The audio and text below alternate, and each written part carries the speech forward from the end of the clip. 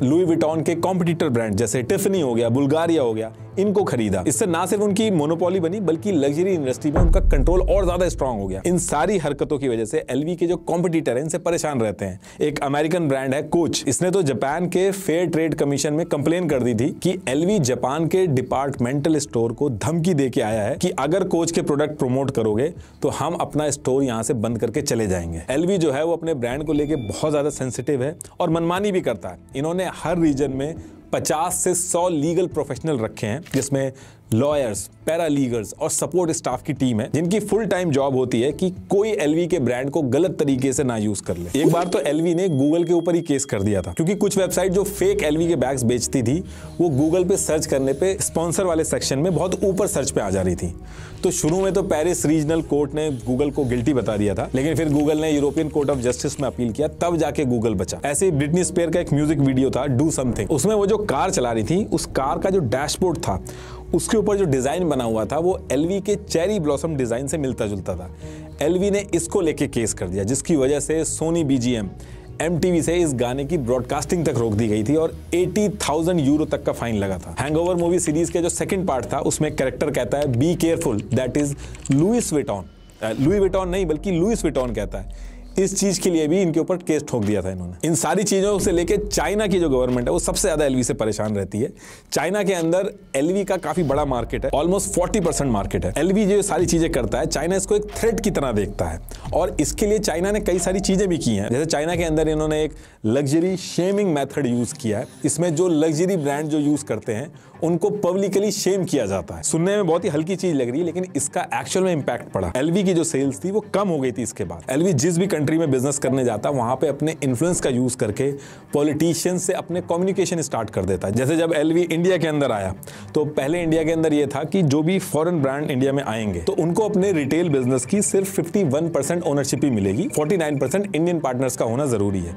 तो इसको लेके एलवी के सीईओ ने 2002 से 2007 तक इंडिया के कॉमर्स और इंडस्ट्री मिनिस्टर कमलनाथ से बैक टू बैक मीटिंग की कि इसको 51% से हटा के कैसे भी 100% कर दो।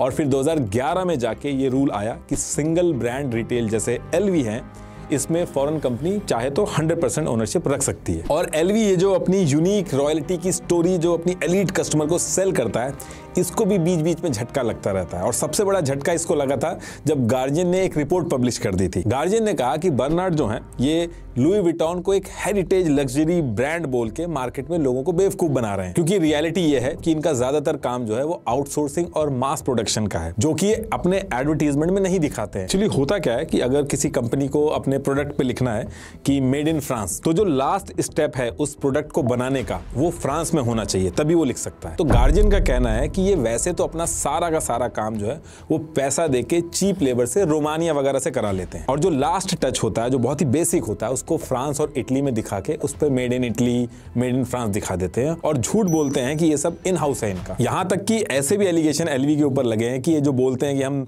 2-2 साल की ट्रेनिंग करवाते हैं, ये सब नहीं कराते हैं। ये सिंपली रोमानिया से सारा काम करवाते हैं, जहां लेबर को ये 133 यूरो पर मंथ देते हैं इतने महंगे बैग के लिए जो इतने महंगे में बेचते हैं। और सिर्फ इतनी दिक्कतें नहीं है, एलवी के पीछे पीटा भी पड़ा हुआ है। एलवी की एक लेदर प्रोसेसिंग फैसिलिटी है हैंग लॉन्ग टेनरी।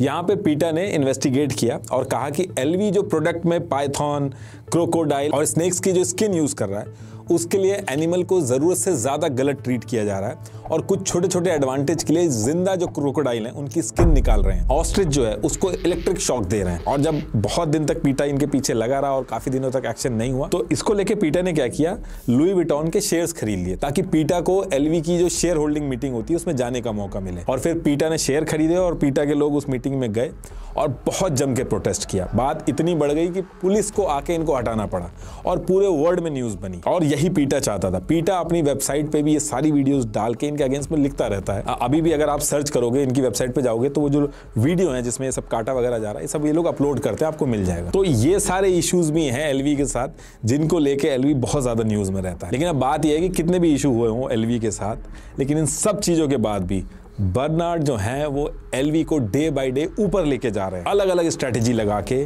2023 में एलवी की जो वैल्यूएशन थी वो 124.8 बिलियन डॉलर निकली थी। ये बहुत बड़ा नंबर है। एक 13 साल का बच्चा जिसके पास एक टाइम पे खाने तक को नहीं था, आज की डेट में उसके नाम पे दुनिया का सबसे बड़ा लग्जरी ब्रांड चल रहा है। ये अपने आप में बहुत ही इंस्पायरिंग स्टोरी है, जिससे पता चलता है कि अगर कोई सही से मेहनत करे तो वो कहीं भी पहुंच सकता है।